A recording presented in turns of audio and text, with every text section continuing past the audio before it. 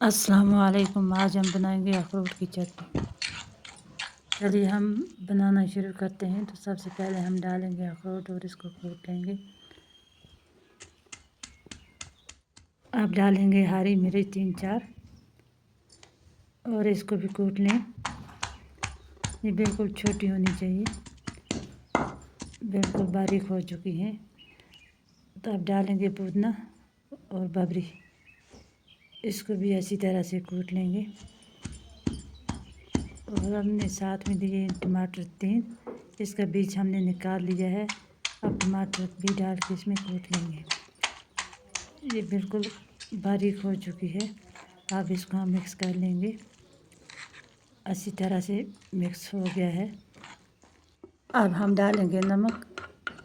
नमक को चम्मच से मिक्स कर लेंगे। हमने नमक पहले नहीं डाला था। नमक डालने से चटनी में पानी निकलता है। अब हम इसको एक बाउल में डाल लेंगे। चटनी हमारी बन के तैयार हो गई है। वीडियो को लाइक और शेयर करना, कमेंट करना ना